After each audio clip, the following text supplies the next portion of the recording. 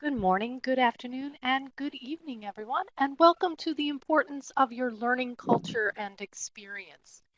In today's immersive presentation, we will join Jesse Novak, eLearning Project Evangelist, and explore the learning cultures inside organizations and how these are impacted by the learning experience. He will talk about how learning can be made fun and how learners can be kept engaged for longer through the use of achievement, self-motivation tools, which are usable, simple, and reach the learner where they are. I'm Karen Gleason from the eLearning Guild. A little bit about the Guild. We are the most trusted source of information, networking, and community for e-learning professionals. As a member-driven organization, we produce conferences, blended training, ebooks, research reports, Learning Solutions magazine, and our online events of summits and spotlights. Each of the resources the Guild produces are devoted to the idea that the people who know the most about making e-learning successful are the people who produce e-learning every day. Our goal is to create a place where e-learning professionals can share their knowledge, expertise, and ideas to build a better industry and better learning experiences because we truly believe that together we are better. So let's learn how transformative learning culture can set your organization up for success. So Jesse, please begin when you're ready. Thanks, Karen. I appreciate it. And good morning, everyone. Good evening and good night as well to all of you, wherever you may be in the world. Karen, thank you for that warm introduction. And very quickly, I'm going to go ahead and switch to my slide deck. So today is going to be an interactive presentation. Can you guys hear me? Making sure that people can hear me. Okay, awesome. Okay, so I would like today to be an interactive session. You all have been using the discussion pod, so there will be different points within the presentation where I would definitely love to hear feedback from all of you. And with that being said, I'm going to go ahead and get started. So today I'm going to be talking about your learning culture and experience and what that means to your organization and to you as learning development professionals and how defining your learning culture and making sure you have the right tools and the right mindset when you're creating courses or other tools that you use for learning and training like a learning management system, uh, how that can all impact your organization and the goals of your organization. So what are some of the problems that are facing organizations around learning today? And this is where you guys would be interactive.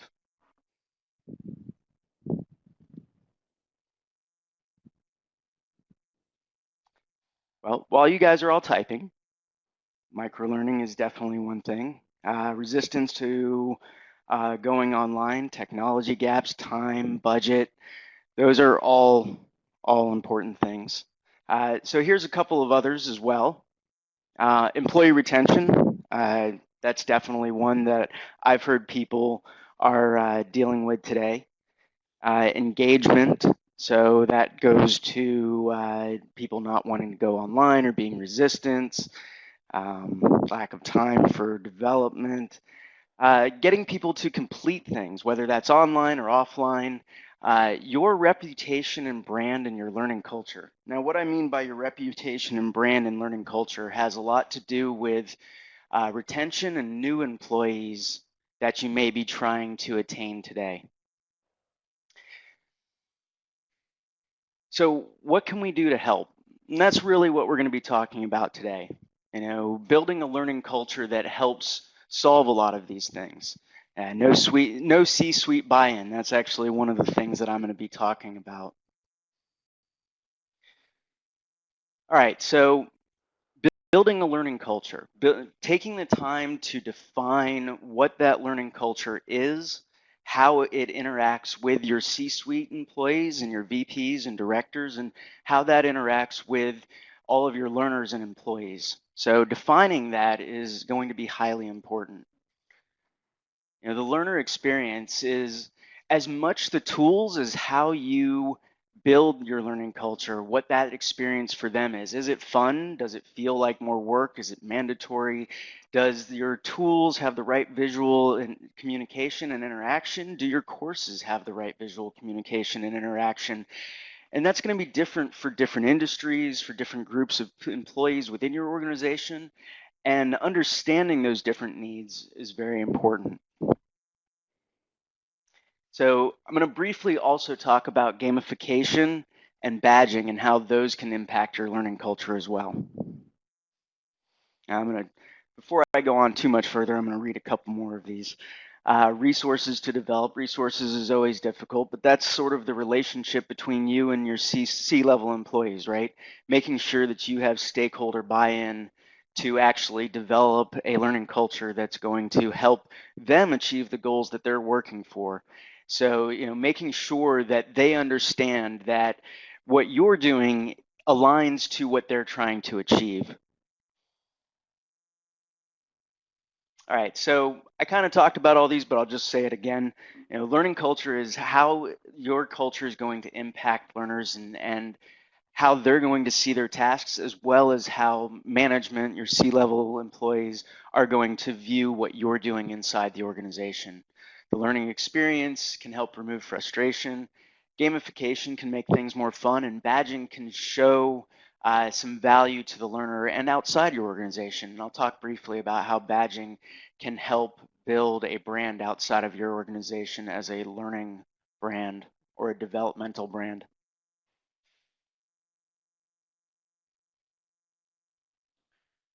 All right, so your learning culture.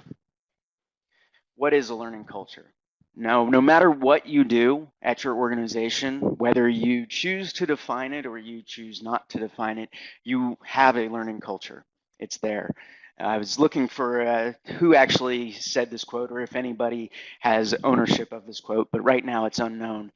If life were a game, you can choose to play it or play it badly. There's no not playing life. And your learning culture is sort of the same way.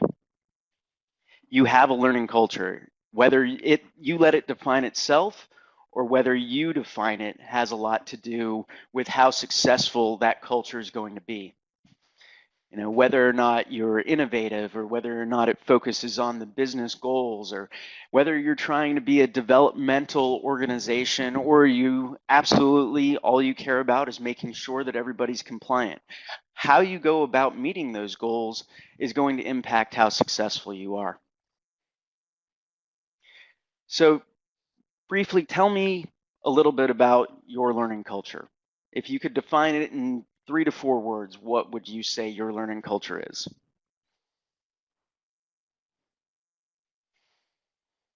Antiquated.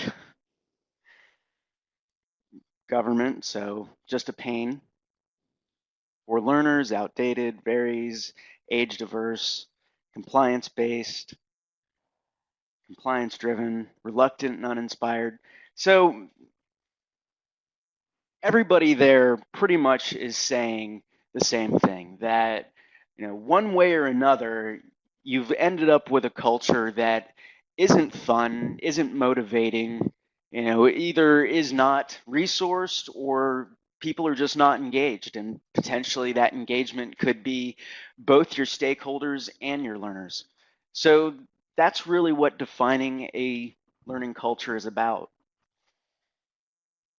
Getting buy-in from your C-level employees or stakeholders, making sure that they understand how your learning culture and what you're building and what you're doing aligns to the company goals. They want to meet those goals. Their bonuses, everything is usually tied to that. So you want to make sure that they understand that you're their ally. You're there to make sure that you can help them. And at the same time, depending on how your organization goes, if you're compliance driven, it's all about making sure things just get done. But things can be done in a more fun and interesting way. And making sure that your learners understand what it is that they're required to do, whether it's compliance or whether it's a more developmental opportunity for them. Being clear in what you need from them is going to help. Recognition. So recognition can directly impact engagement and motivation. Find interesting and creative ways to recognize your employees. Digital badging could be one of those, but you can also do other interesting things. You can, set up meetings with director level or VP level people where these learners may never have had the opportunity to actually sit and speak with somebody like that. So maybe your top performer for a quarter or every other month or something gets the opportunity to sit and have lunch with one of these C-level employees. I mean, obviously you have to get buy-in from them to do something like that.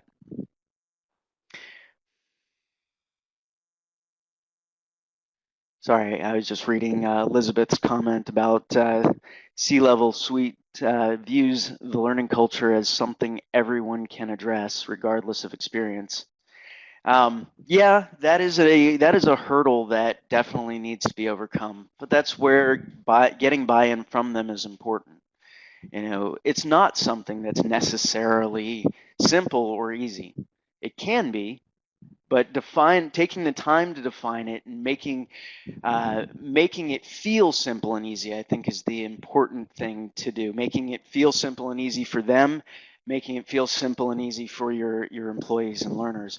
From your perspective, your job is to make it feel that way for them. It probably won't be necessarily simple and easy for you to achieve that.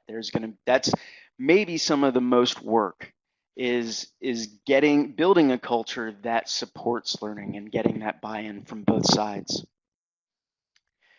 Um, then the final piece about a learning culture is really just more about tools and usability and the courses that you build. So by tools, I mean whether it's the learning tools you're using to build courses or a learning management system or whichever mechanism you choose to deliver courses. um, Understanding the different audiences that you're trying to reach. So if you're trying to reach somebody that's in IT versus somebody that's in sales, they're motivated by different things. So they're looking to understand how they can do something that is going to feel valuable to them. And it's an opportunity for all of us in the learning and development industry to have a conversation with those different groups, to understand what their needs are, and to do our best to tailor the experience so that it meets those needs.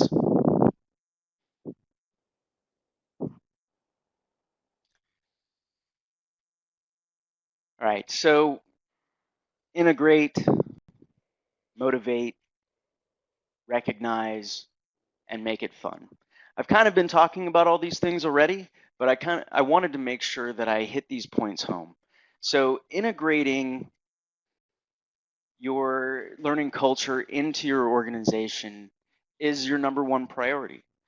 That's the buy-in that I've been talking about. That's understanding how your learning culture is impacting all of everything that you're trying to accomplish so that you can meet your goals, that your learners can meet their goals, and your C-suite employees can meet their goals. Motivate. So different groups of people are motivated by different things. So understanding those different groups that you're trying to reach and either creating courseware that's more specific to them or getting the right tools that will reach them in a way that makes their lives easier. Um, Building your courses in a way that is accomplishable. The more I read about microlearning, the bigger fan of it I am. Being able to create 5 to 10 minute chunks of courses, because in the US today, at least, in different parts of the world, we're all trying to find 15 minutes somewhere to work on a course. And I've had courses that were over an hour long, and you try to find time to break those up and come back, and by the time you get through it, you may have forgotten different pieces of it. So breaking that out into smaller chunks and then quizzing on those chunks or testing on those chunks so that they can feel like they're making progress and accomplishing can be rewarding in its own right and help to motivate them. Accomplishment helps to motivate. And it looks like there's a great amount of discussion going on here. That's fantastic. I appreciate all the responses there, Alan and everybody. So I also was talking about recognition. You know, recognition is not always about incentivizing with money. It it could be anything. You know, I briefly talked about potentially involving your learners with, you know, higher level employees in management to give them an opportunity to have an interaction that they may never have had before, to make them potentially feel more involved in the organization. You know, find ways to, I don't know, get people's attention in the organization so that their accomplishments are known. You know, whether that's, you know, putting their picture up on the intranet somewhere, or if you're all in one building, you know, some sort of recognition party once every quarter, whatever that might be, so that they feel that you guys notice what they're doing, not just that they're going into the system, they're taking this course, and then that effort disappears into the ether. And then finally, you know, I'm a big fan of this because, you know, when we work, we're, you know, generally it's mostly work, if not all work, depending on your industry. So you have the opportunity as learning and development professionals to create fun, silly, unorthodox courses that still meet the needs, that make sure that they get the information, but that it can be fun. And this is true of your learning culture in general, so that it can be silly. Your rewards can be silly. The whole feel of the experience can be fun. You know, whether you find ways to get people up out of their desks once in a while or to allow them to interact with each other, you have an opportunity to do things with, yes, it's that is true, Frida. Sometimes they will not allow it, and that's something that you will have to deal with. Not every organization is going to allow you to be fun or silly, especially in a compliance organization. But that's, you know, an opportunity for you to try to become a salesperson once in a while, to sell your ideas to management and express to them why doing this might help. You know, why making it a little more fun, a little more interesting, a little less serious can help with motivation and engagement, because they know that that's what you're suffering from right now. If you're communicating it to them, if you're having to give them regular reports, you know, they're seeing if you have engagement issues. You know, so this is an opportunity to sell them an idea where they may feel afterwards that it's worth a shot. You know, making it fun and a little more silly doesn't cost them anything. It's an opportunity, and it all is going to depend on how you frame it. Exactly, Bethany. That's what I'm talking about. Silly or creative with a twist, however you want to word it. You know, it's just an opportunity to not feel like you're working for a minute while you're learning something. So I've been already talking about this side a lot, but you know, the reasons why you should focus on building this learning culture is to really help your organization achieve its goals. You know, and that's what's got to be communicated to upper management. You know, that's what they want to hear, right? How are you going to help us achieve our goals? So building your learning culture, in a sense, is like building a business plan, showing them how all these different pieces, you know, the culture, how it's going, how people are going to interact in it, how it's going to feel for them, how they're going to be recognized, how that recognition and the culture itself is going to motivate. Those are all concepts that you're going to sell to management to express to them that this is how we're going to help you meet your goals. And then on from the flip side, communicating to your learners exactly the same thing, but framed in a different way, that we're going to do this for you so that you can get done what you need to, because in many cases, it's not an option. They have to do it, and they know they have to do it. But if there's any way possible to make it more interesting for them, so that it doesn't just feel like one more task they have to do, I think you're going to see that you will have a better time getting people to do things, getting people involved. We've seen multiple organizations that have stepped outside of the box and really looked at how we can do something different to make things more fun in our organization, and they see greater gains. So it's just something to think about. And the last part of this is get as much feedback as you can. So in your learning culture, it's a conversation. You're going to be conversing with your C-level employees. You're going to be conversing with your employees, your instructors, your managers. It's a constant ongoing conversation to figure out what's working and what's not, and to adjust and adapt and make sure that that culture that you create fits the organization and helps you all to attain what you're trying to do. So I'm going to stop for a minute and read the discussion for just a few seconds anyway.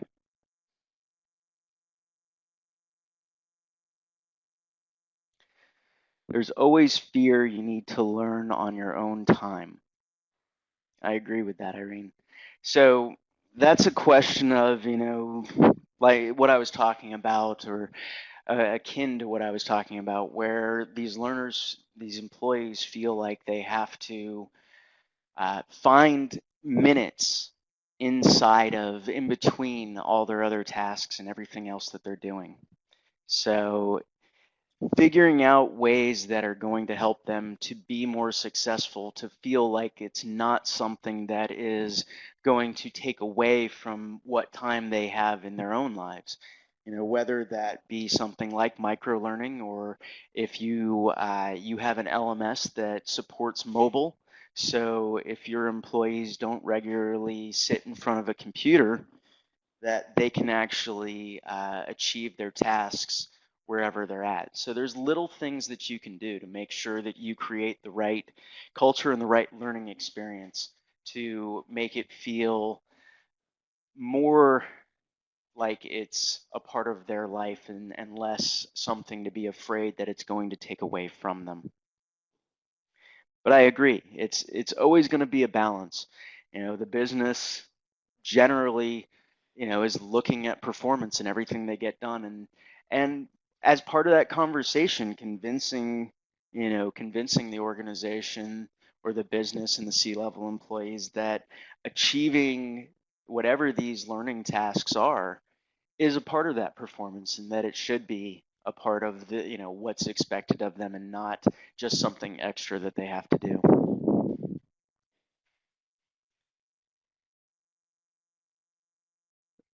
I agree, Bethany. That's part of our jobs, to figure out how to change that mindset of fear to one of excitement.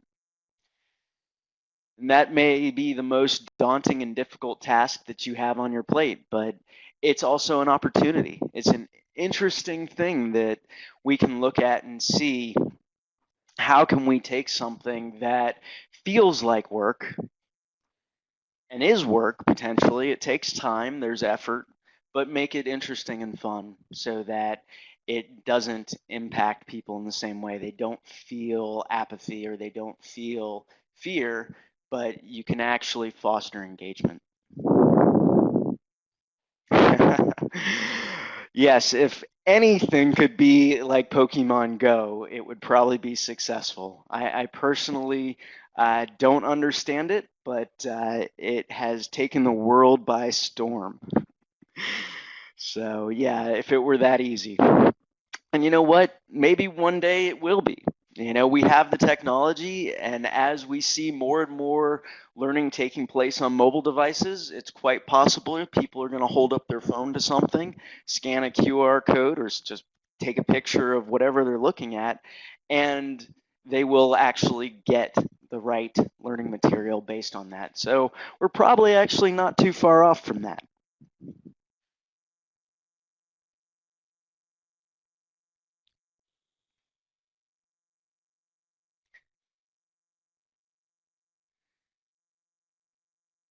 So let me get back. To some of these questions in the QA pod towards the end, and I'm going to finish through these the rest of these sections, and then we'll get to those questions. So the next part of the conversation that I want to talk about is the learner experience. And this is more about how you build courses, the tools you decide to use, and overall the concept of usability. So usability in general is something that is not intrusive or so intuitive that you almost don't have to think about it. So if you're looking at, say buying an LMS, that's something that you want to think about. You want to think about, is it usable? Does it do everything I need to do in the simplest and easy way possible to accomplish something? And this is the same, level of importance for how you choose to build a course. I'm sorry, Kim, what's wrong with my mic? Is it not loud enough? Or is it too loud?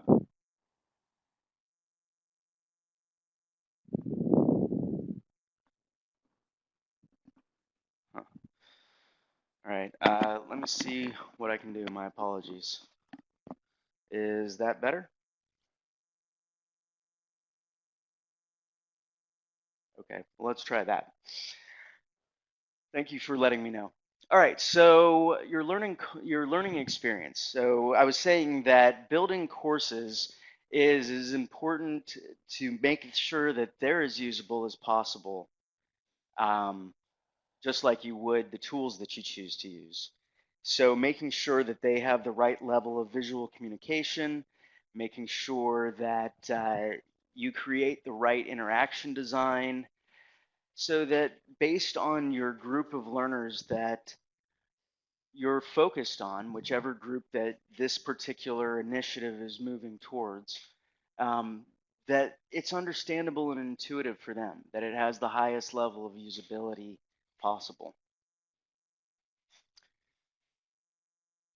So usable, mobile, easy, and rewarding. So this is the experience that you want to create. Something that's usable, that they have access to it wherever they are, whether that's a laptop or a tablet or a smartphone, whatever it might be, but making sure that you can reach your audience wherever they are going to be. And this goes back to making it feel not like more work, making them feel, we were talking about fear earlier, that it's just, it's something that's going to take away from their own time. So giving them access to their learning content, to what they have to accomplish, wherever they're at, can be very important. And then making sure that it's interesting and fun and rewarding. There are lots of different ways that you can do this. Gamification, which I'll talk about briefly towards the end, and badging as well. Um, these are just different mechanisms or tools that can help your experience and help the learners have a better experience, that can help make it more fun, that can provide something of value they can take away.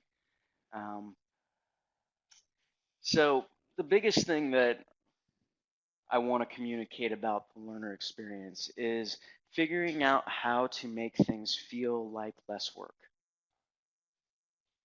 So that is maybe the hardest aspect of this, and that because it incorporates all the different pieces of the different tools, your culture, the way you choose to build your courses.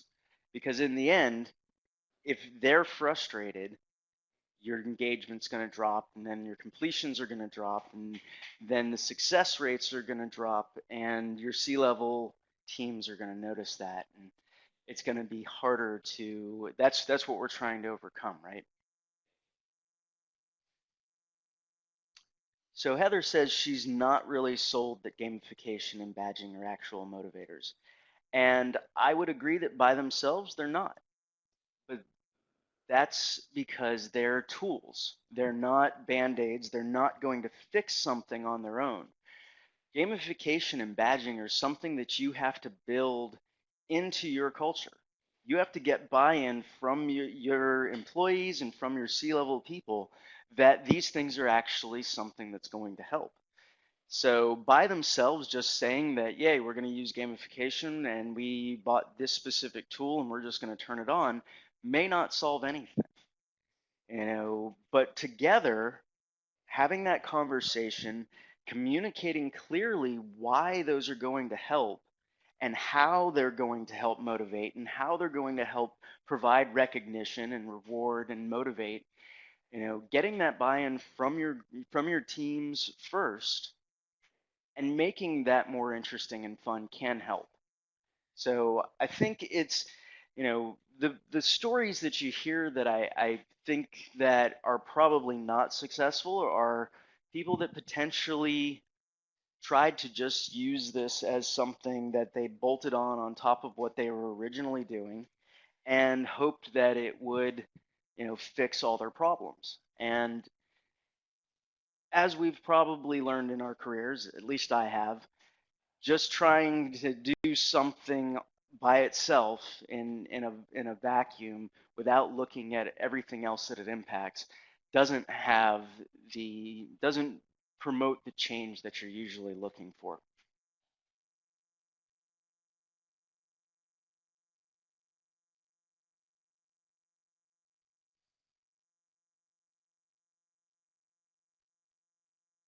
So Lori asked, how do you create buy-in where there's no time and no budget? Um, well, that's a very significant hurdle to overcome. I guess the question that you have to ask whoever's telling you that there's no time and no budget is, what are they trying to accomplish? So, I mean, they have goals they're trying to accomplish, and they're expecting you to have an impact on those goals. The question is, why aren't they willing to invest into it? And maybe that's an interesting conversation to have with them, to help them to understand that, you know, you're there to help them achieve their goals. That's where that conversation needs to start. And they have to understand that to achieve those goals, that they do have to invest into whatever programs, whether that be compliance or developmental, that are going to support those. They should, you know, part of the conversation should be around looking at what organization goals there are and what learning is necessary to support those goals and making sure that whatever you're doing is in alignment with that. Hopefully that gave you some food for thought, Lori. So, what is good usability for those who are not that familiar with it? Usability is an interesting thing. 10 years ago, I don't think most people necessarily knew what good usability was when it came to software. Other products, quite possibly, maybe not by these definitions, but as the smartphone revolution took off, people started realizing that there were different ways of using software and that some definitely work better than others.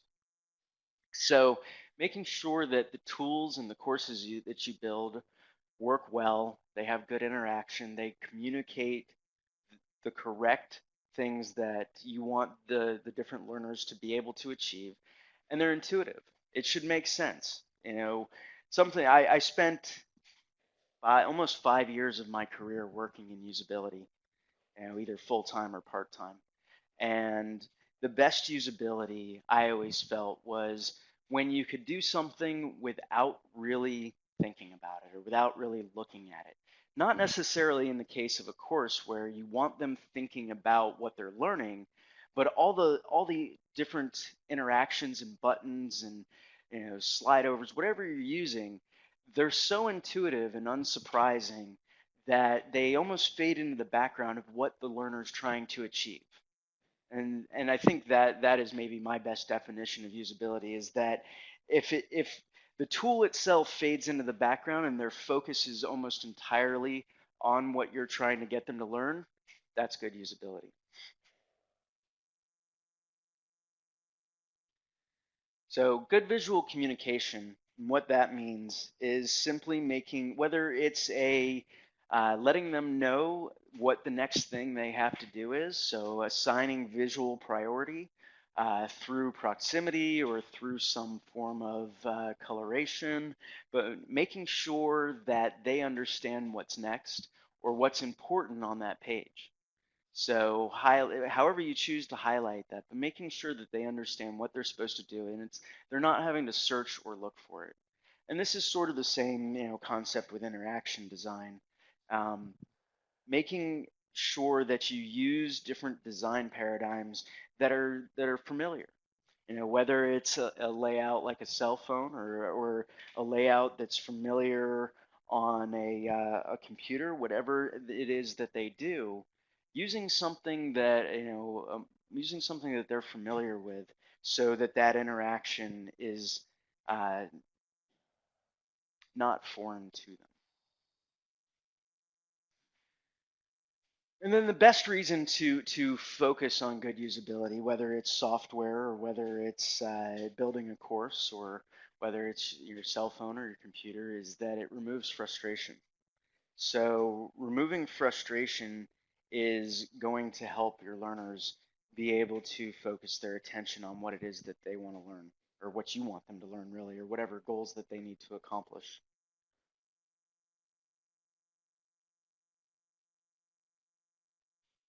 So that's how I would define usability.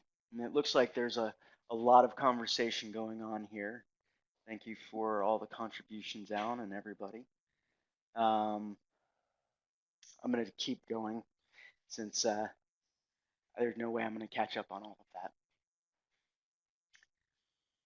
All right, so how does usability impact your learning? We talked about this somewhat already.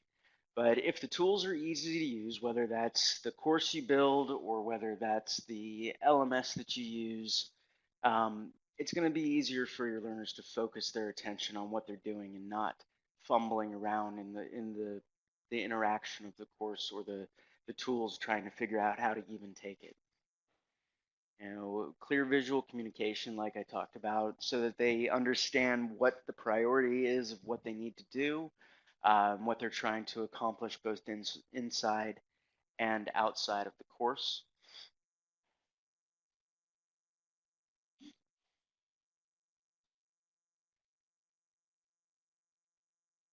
So another part of good usability, especially when you're talking about their experience and just your learning culture in general, is making sure that you can reach your learners where you're at.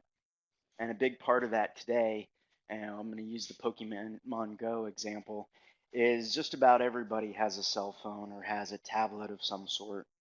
And being able to reach your learners where they're at, so that you're not taking up their precious time. So if you have employees that don't work in front of a computer, like I stated earlier in the presentation, whether they work on a factory floor or they're in their cars, wherever they might be, allowing them when they have, a few minutes if they're traveling or, even if they want to do it over their lunch break while they're, out to lunch and eating, it gives them an opportunity to be able to accomplish the goals of the organization and your learning team while not impacting them in the sense that they have to be stuck in a specific location.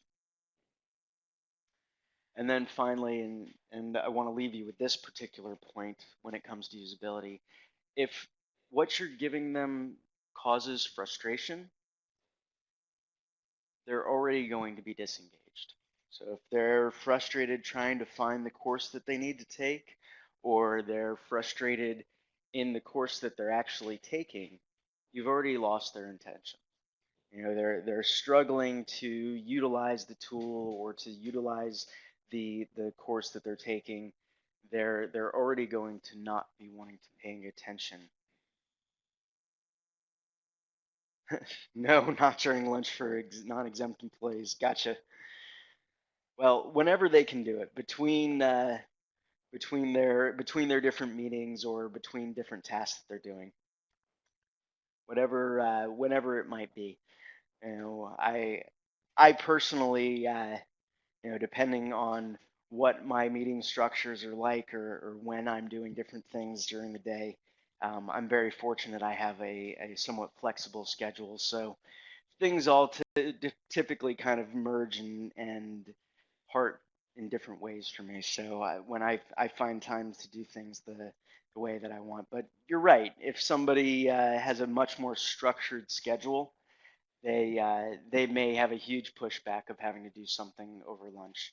So allowing them to find time between other things could be a big part of your learning culture.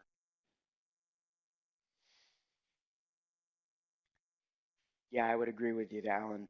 It is about autonomy, allowing them to have some choice and say in how and when they accomplish these things and where they accomplish them. So it can definitely help to improve their engagement, giving them some control and say over when and where they do it.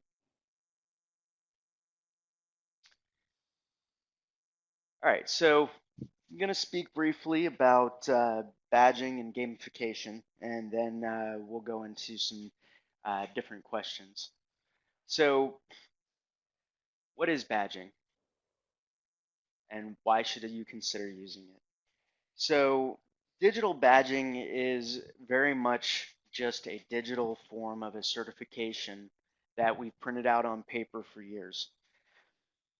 The advantage of it, however, is that it allows you, depending on the tools that you're using, to collect a lot more data about what was necessary for that learner to accomplish earning that badge. So many of you are probably already using some form of certificate or certification for completion of a course or of a curriculum, whatever it might be. So what digital badging allows for is to be able to provide the learner that same type of certification or certificate so that they feel like they accomplished something, but it's just in digital form. And today, go back to Pokemon Go again. Look at the mania that collecting all these little badge-like creatures caused. It was fun for them to collect these different badges. The game created a culture of fun around collecting these creatures, and yes, there's another purpose to them. You can go somewhere and you can have a little interaction with other people, but being able to say that you've earned this and show other people what it is that you've accomplished is a big part of how that badges can be helpful. And there's two parts to this. So real quickly, um, badges, so they do two things. They allow you to provide value and motivation and potential engagement to your learners. That's the obvious side of what they do. That's the reason why we've given out certificates for years. The advantage of them from the learner side over a paper certificate is that most of what we do today, most interactions that people have, um, where we post things and put things is typically virtual, whether it be LinkedIn or Facebook or wherever it might be. Um, a digital badge can be placed right there. Whereas a paper badge, somebody would have to scan or take a picture of. It wouldn't collect the same level of information. You wouldn't be able to share it as much. So the other side of building a badge is building what I call a badge brand. And a badge brand really is about your organization as a learning organization. And a lot of what we've seen is that the younger groups of potential employees or existing employees are becoming less focused on just monetary incentives. So they're becoming more and more focused on wanting to work for an organization that's going to develop them. And what I mean by that is, so when they go to look at a company, when they're job hunting, they're going to look to see if they feel that that organization has a reputation of developing them. And badge brands can help with that. So if if your employees begin to earn badges and they get posted in visible places, whether that's, LinkedIn or some other social media type site, people begin to recognize your brand. And because it's a digital badge and because it contains metadata about what people had to do to earn it, you can begin to let the market know whether it's within your vertical or whether it's more generically across, just businesses in general, that you are dedicated to spending time and money on, seems to be some excitement down here.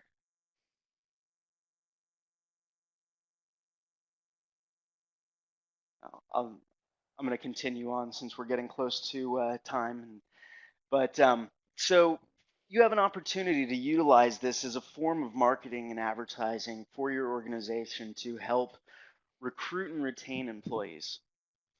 So it's not just about the badge itself and giving out the certificate, but it's about creating this as a part of your learning culture and as a part of your corporate, your organization's brand, the entire corporate brand as a learning organization.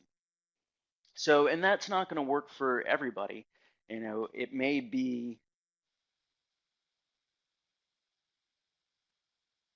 Chantal, I agree. If you got a badge with your Fitbit, it doesn't necessarily mean that you want to share it. But if you got a digital badge that related to some specific skill or some specific ability that you've now achieved, whether that's a certification or whether that's enough knowledge to be considered a subject matter expert in a particular area, um, I'm pretty certain you might want to share that on your resume, and we all pretty much have digital resumes these days. So while I would agree that not everything is something that you would want to share, things that build you up as a better employee that you can share out there with other organizations can definitely help you. Or to be able to have a conversation within your organization that, look at what I've achieved, how can I move into a new position or whatever that might be able to do. It's an opportunity to lend credibility. Jesse, I just want to, there's a lot of great questions, a lot of Yes, interactivity. I just want to do a time check and tell you we have about 11 minutes to the top of the hour, and I know you wanted to get to some Q&A. I appreciate that, Karen. I've got one more section. I'll go through it really quickly on gamification, and then we'll kind of open it up to a few different questions.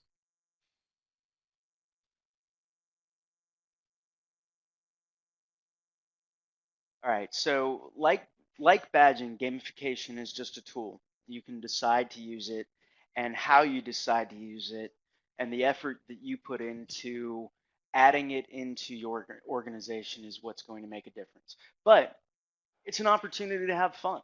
And I might be dating myself with Got Fun. I think the Got Milk campaign went away a long time ago. But how this relates to your learning culture is that it can improve learner engagement.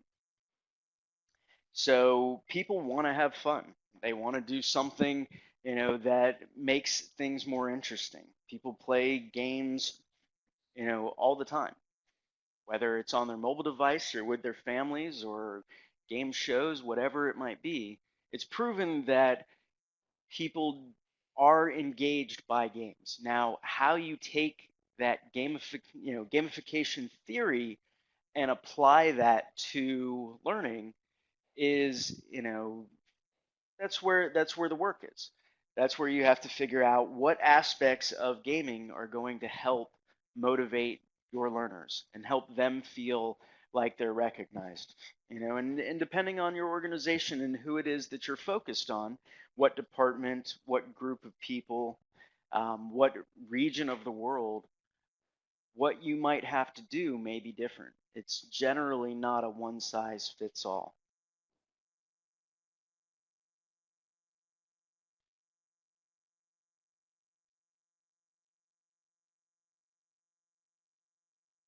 Sorry, I'm stopped 1 second. I was reading Heather's response about badges and how she was setting up a certification and how having set that up and the knowledge that they would learn based on certain topics, how that might impact and be valuable to them.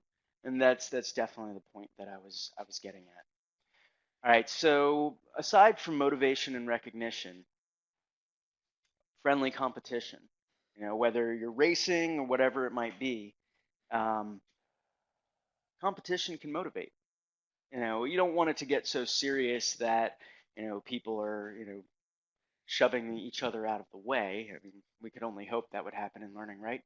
But enough competition so that they feel like it's fun and they want to talk about it with their friends at work. And the other cool thing about competition is that sometimes people will do insightful, creative things to get something done quicker, to get more points that they may not have tried previously. And by doing so, um, they may find ways to save the company time and money.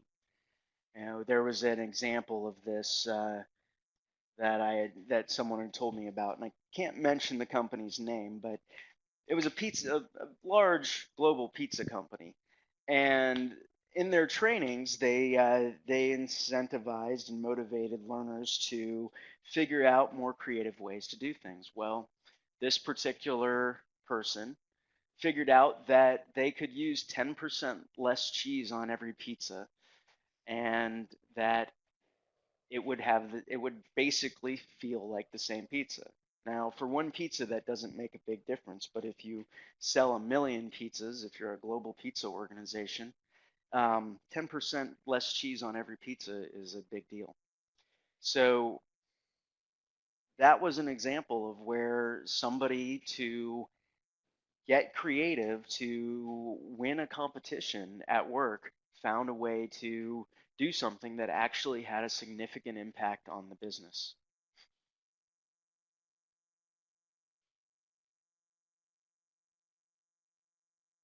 Yes, Pokemon Go has done some strange things. There was another example in New York where it caused a stampede in Central Park. It is a global phenomenon for sure. Let's see. So the final thing I want to say about how gamification can impact your learning culture is maybe the most important thing that I hope you walk away with is figuring out how to get your organization to buy into the idea that regardless of whether it's um, the opportunity to improve compliance or to uh, improve adoption and engagement in a more development style organization, that fun can make a difference. Everything doesn't have to be serious. There's enough things at work that do have to be serious. And I'm not saying that they don't have to take it seriously. It's important that they get these things done, and that should be clearly communicated. But how they go about getting those things done and the way that it's communicated and the opportunities that they have through getting them communicated or completed can be more fun. So hopefully that's that's something that you take away today. And I think that if you have those conversations with your management team, and explain to them what you're trying to achieve, and you lay it out well, that some of them at least, can't guarantee everybody will buy in, but some of them at least will give you enough leeway to give it a shot to see if it's more fun, to see if you can impact what they're trying to achieve. Um, most important points, or some of the important points about gamification theory, if you're going to go that route, if you're going to try to make it meaningful and make it interesting and use gamification as a tool, because that's what it is. Whether you're building a course or whether the learning tools that you use have gamification tools built in, the things that you have to remember about things that we have to remember about gamification and the learners themselves is the game has to have meaning to them. So if it doesn't have any meaning to them, they're not going to buy in and they're not going to engage. Do they have a choice in how they earn their points? So um, making sure that however you structure the game, that it gives them some autonomy to uh, be able to earn points in enough different ways that meets their interest and their needs so that they have an opportunity to participate and potentially win, because everybody wants to be a winner. Make sure that they have a way to provide feedback to you so that you can understand what's working and that they can understand what they're doing and how it's impacting them. So feedback goes both ways. You need to know, what's working and what's not, and they need to understand based on the choices that they make or what they do that they're going in the right direction.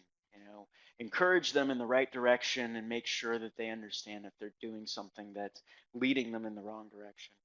A big part of gamification is interaction with peers. So seeing, different ways to make it socials, whether it's a leaderboard or whether it's, a weekly newsletter, whatever you choose to use to communicate that. But make sure that the different learners and employees understand what's going on and they can see each other's scores and what's happening so that they have the opportunity to talk about it. Because if they're talking about it and they're interacting together, they're going to you're going to get more buy-in from them because they're now working together on something. Ownership is similar to the idea of autonomy, that make sure that they have buy-in, that they understand what it is that they're trying to accomplish and what they're trying to do. And then the final thing is make sure that you find the right way to motivate and recognize and reward, whatever that might be. Do they feel like they accomplished something? Even if it's just, you win at the end, whatever it might, whatever would work in your industry to make them feel like they've done something. So we're almost out of time, and I apologize, I'm going to go over just for a second. But something to look at if you're interested is Adobe this year, or the end of last year, released a new learning management system. It offers stimulating, usable experiences. It's easy to set up and manage. It has gamification and badging built in if it's something that you're interested in and you'd like to use. And it's a great tool to build a learning culture around. And it's relatively inexpensive. So that's the end of that presentation. If you are interested in seeing Captivate Prime, there is a request a free demo at the bottom left-hand side. And apologize for not actually ending up leaving time for Q&A. Very sorry about that. But just wanted to see if there were any additional thoughts here at the end. Anything else that you would have liked to hear about in the future, so that I can go ahead and incorporate that more as I go. This presentation is an ongoing dialogue, and it seems to change and go as time goes on. I appreciate that, Frida. Thank you very much. Thanks, Kevin. I appreciate that. Well, with that being said, thank you everyone. I really appreciate all the interaction. I did not get to see everything that was discussed, but I'm going to stay on a little bit longer and read that after everything's done. Thank you so much for the attention and the time, and I hope